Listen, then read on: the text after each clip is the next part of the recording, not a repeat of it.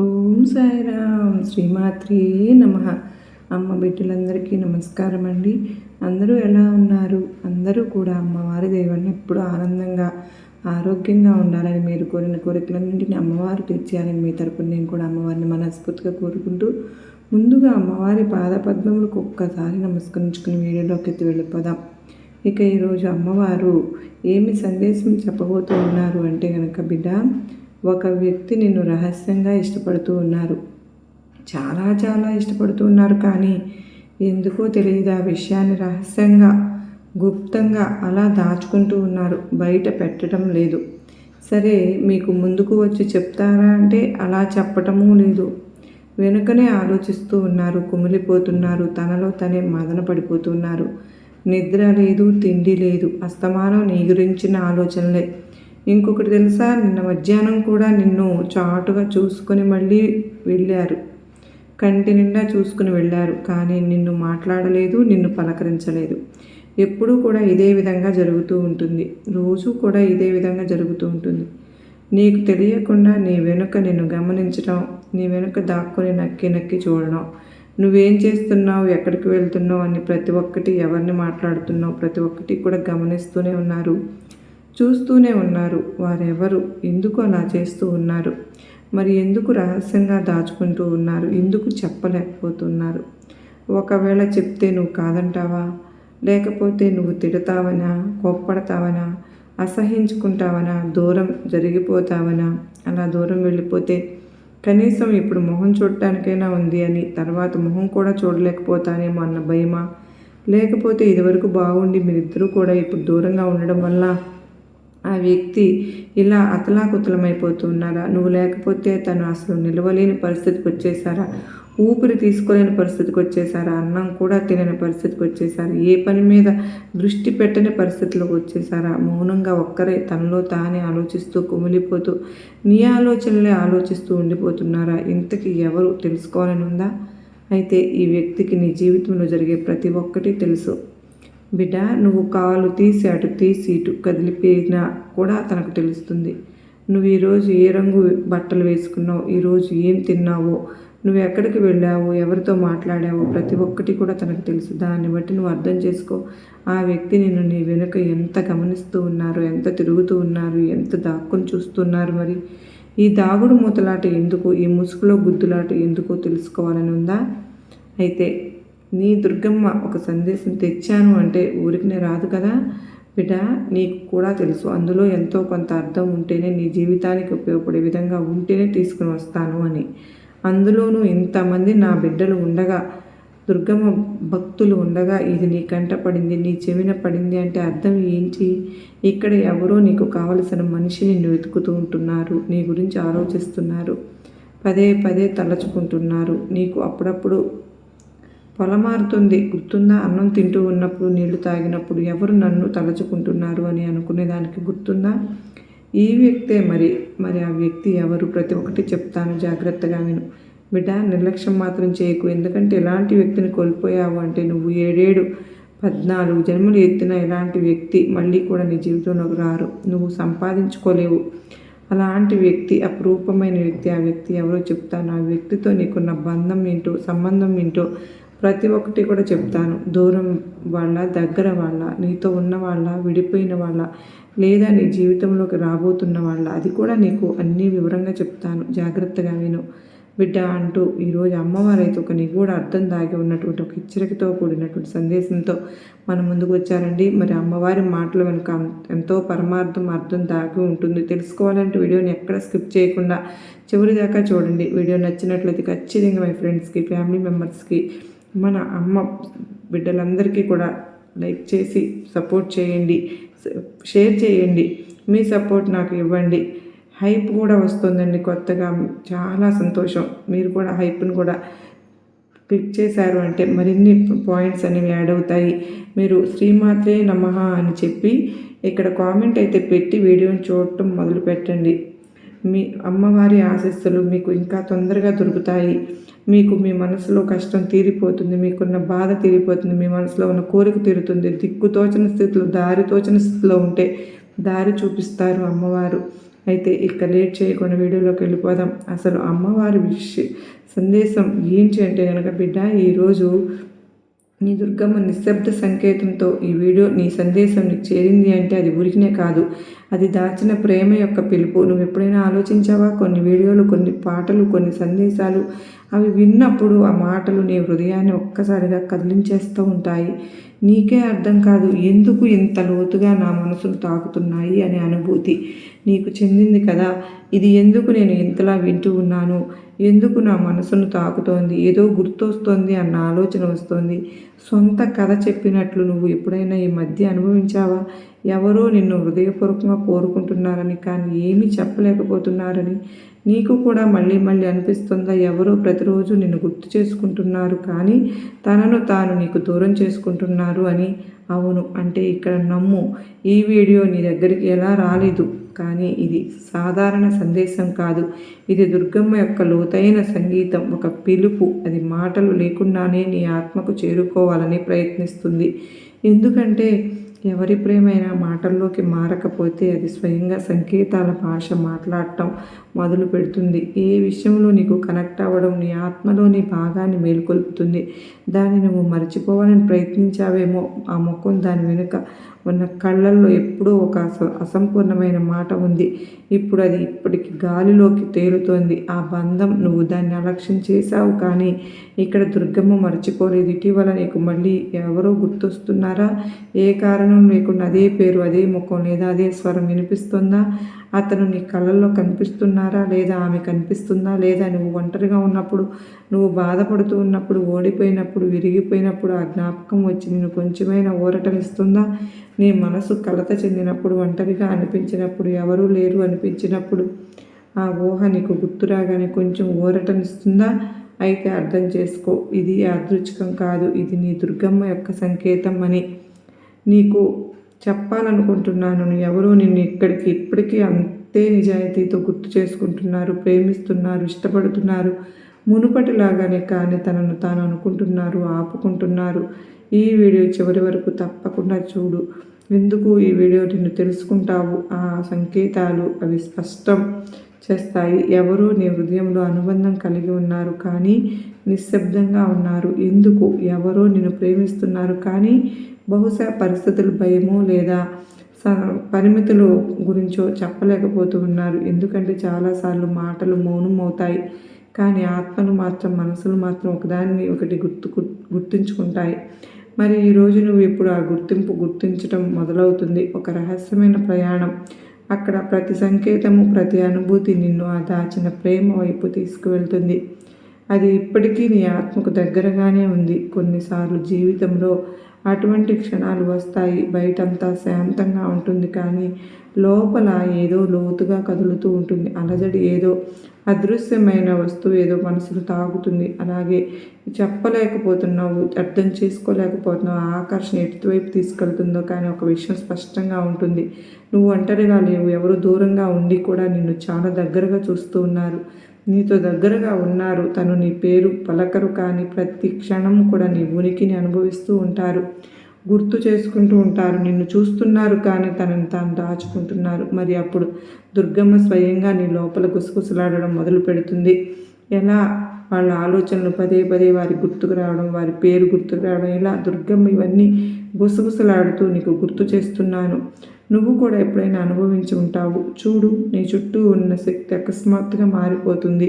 నువ్వు మునుపు వెళ్ళిన ఆ స్థలాలు అకస్మాత్తుగా గుర్తుకొస్తున్నాయి. ఎవరో నీతో చెప్పిన మాటలు ఇప్పుడు ఈ ప్రతి పాటలు కూడా మారుమోగుతున్నాయి. అవి అకస్మాత్తుగా నీకు వినిపిస్తున్నాయి. ఎవరో నీ ప్రతి ఆలోచనతో, హృదయ స్పందనతో అనుబంధంగా అక్కడ ఉన్నారు అనేది నీ ఊహలో ఉన్నారు. పేరు లేదు, ముఖం లేదు, అయినా ఆ ఉనికి మాత్రం అర్థమవుతుంది. దుర్గమ్మ సంకేతాల సున్నితమైనవి తల్లి. జాగృతమైన వాళ్ళు దానిని అలక్ష్యం చేయలేరు. నువ్వు రోడ్డుపై నడుస్తూ ఉంటే ఏదో పాట మొదలవుతుంది. దాని ప్రతి లైన్లోనూ నీ భావాలకు మాటలనిస్తుంది. నువ్వు పుస్తకం చదువుతుంటే అందులో ఆ లైన్ కనిపిస్తుంది. ఏ లైను? నీ మనసును కదిలించే లైను, ఏదో నీకు గుర్తు చేసే లైను. అది నేరుగా హృదయంలోకి దిగుతుంది. నువ్వు ఏదో విషయంలో మునిగి ఉంటే అకస్మాత్తుగా ఒక సీతాకోక చిలుక, ఒక మేఘం ఆకారం, ఒక అకస్మాత్తుగా గాలి వేచి నిన్ను ఎవరో గుర్తు చేస్తారు. ఇవన్నీ సాధారణ విషయాలు కావు. ఇవి మనుషుల మధ్య సంభాషణలు, మరియు నువ్వు వాటిని అనుభవిస్తూ ఉంటే అర్థం చేసుకో. ఎవరో నిన్ను అంతే తీవ్రతతో గుర్తు చేసుకుంటున్నారు, కానీ చెప్పలేకపోతున్నారు. నీకు అది తెలుస్తుంది. ఇప్పుడు ఇది కేవలం ప్రశ్న కాదు, ఆ వ్యక్తి నేను కోరుకుంటున్నారా అని ప్రశ్న ఏంటంటే, నువ్వు ఆ భావోద్వేగ సత్యాన్ని అంగీకరించడానికి సిద్ధంగా ఉన్నావా? అది ఇప్పుడు ప్రతివైపు నుంచి నీ ఆత్మను తాకుతోందా? ఎందుకంటే ఎవరైనా మరొకరి నిజమైన హృదయంతో కోరుకుంటే కానీ చెప్పలేకపోతే ఆ అణిచివేసిన భావన గాలిలో, కాలంలో, శక్తిలో మారిపోతుంది. ప్రతిక్షణం నిన్ను సృష్టించడానికి ప్రయత్నిస్తూ ఉంటుంది. అప్పుడే ఈ అనుభూతులన్నీ ఎవరో నన్ను తలుచుకుంటున్నారు అన్నట్లు, ఎవరో నన్ను పిలుస్తూ ఉన్నారు అన్నట్లు, ఎవరి ఆలోచనలు వస్తూ ఉంటాయి అని అలా జరుగుతుంది. అప్పుడు నువ్వు దాన్ని ప్రతి విషయంలోనూ కూడా అనుభవించటం మొదలు పెడతావు. ఏదో జరుగుతోంది అని. అది ఉదయాన్నే సూర్యకిరణమైనా లేదా రాత్రి నిశ్శబ్దమైన నీ మనసులో అకస్మాత్తుగా లేచే భావాలు కేవలం నీ ఊహలు కావు.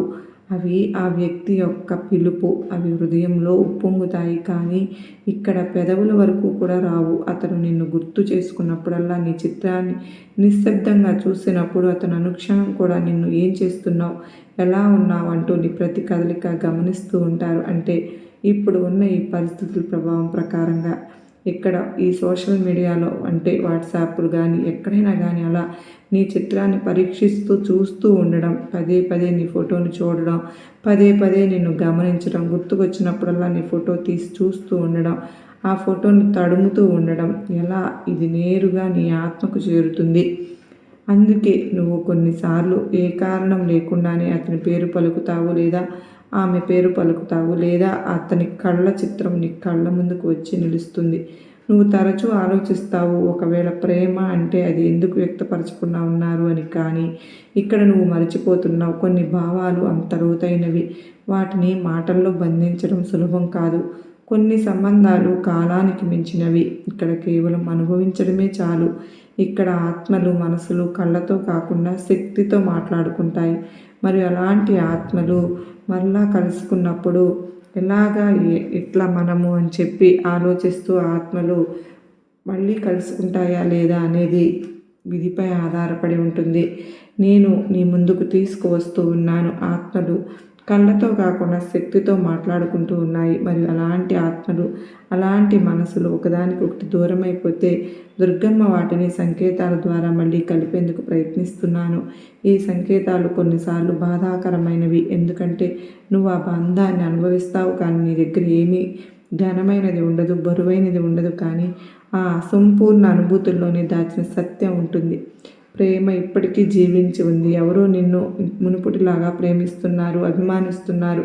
బహుశా అంతకంటే ఎక్కువ లోతుగా. కానీ ఇప్పుడు తనను తాను ఆపుకుంటున్నారు, బంధించుకుంటున్నారు, దాచేసుకుంటున్నారు. భయం పరిస్థితుల్లో, లేదా బహుశా సొంత పోరాటం కారణంగా, అయితే పరిస్థితుల ప్రభావం కారణంగా అయితే ఇప్పుడు అలా చేస్తూ ఉండవచ్చు. ఇప్పుడు ప్రశ్న ఏంటంటే, ఆ వ్యక్తి మళ్ళీ ఎందుకు గుర్తు చేసుకుంటున్నారు నిన్ను అని కాదు. ప్రశ్న ఏంటి అంటే, నువ్వు అతని నిశ్శబ్దం మొహాన్ని వినడానికి సిద్ధంగా ఉన్నావా? అతని మాటలు వినడానికి సిద్ధంగా ఉన్నావా? అతను ఎదురుగా వస్తే చూడడానికి, మాట్లాడడానికి సిద్ధంగా ఉన్నావా? ఆ సంకేతాలు అర్థం చేసుకోవడానికి సిద్ధంగా ఉన్నావా? ఇక్కడ నీ దుర్గమ్మ నీ చుట్టూ కూడా కొన్ని సంబంధాల భాగ్యం కాదు, కానీ ఆత్మల ప్రయాణాలు మరియు మనసులు ఏదైనా వాగ్దానంతో సంబంధించబడితే ఒక రోజున మార్గాన్ని సృష్టిస్తాయి. మళ్ళీ కలిపే మార్గాన్ని సృష్టిస్తాను. అంతేకాదు, బహుశా ఈ వీడియో, ఈ సందేశం ఆ కలయికకు మొదలు. నువ్వు ఎప్పుడైనా అనుభవించావా? ఎవరో తన ఉనికిని దాచేస్తారు, కానీ అతని శక్తి ప్రతి చోట ఉంటుంది. అతని గుర్తులు ప్రతి చోట కనిపిస్తూనే ఉంటాయి. అతని జ్ఞాపకాలు ప్రతి చోట నిన్ను పలకరిస్తూనే ఉంటాయి. ఎవరో నీ జీవితం నుంచి వెళ్ళిపోయారు, కానీ అతని నీడ ఇప్పటికీ నీ కళల్లో, నీ ఆలోచనలో, నీ శ్వాసలో జీవించి ఉంది, నీ కదలికల్లో ఉంది. తను ఏమీ చెప్పడు, కానీ అతని మనసు, ఆత్మ ప్రతిక్షణం నిన్ను పిలుస్తుంది. ఇదే ఆ స్థితి.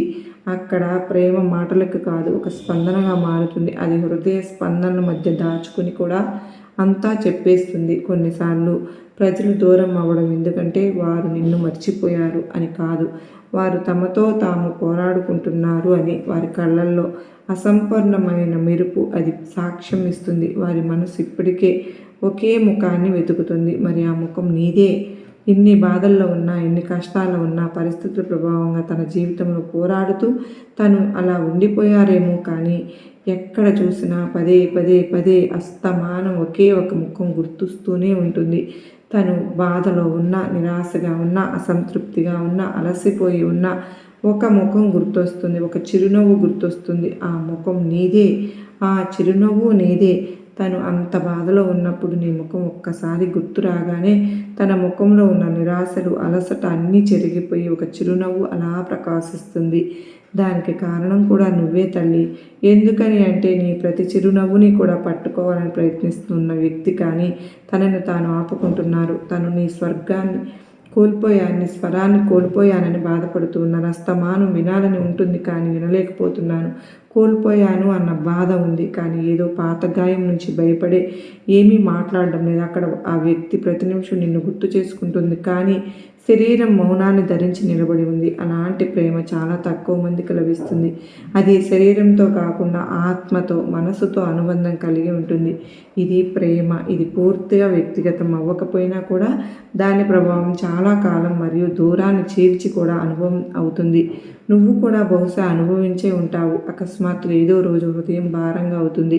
కళ్ళు ఏ కారణం లేకుండానే కన్నీళ్లతో నిండిపోతాయి. లేదా ఏదో పాత ధ్వని విని గుండెల్లో కలవరం మొదలవుతుంది. గుండెల్లో గుబులు మొదలవుతుంది. ఇది యాదృచ్ఛికం కాదు బిడ్డ. ఇది కంగారు అంత మాత్రం కాదు, అంతకంటే కాదు. ఆ వ్యక్తి యొక్క తరంగం అది నిన్ను ఇప్పటికీ దాకుతోంది. ఆ వ్యక్తి గుర్తు చేసుకుంటున్నారు కనుకనే తలుచుకుంటున్నారు. ఆ తలుపుల తరంగాలు వచ్చి నిన్ను తాకుతున్నాయి.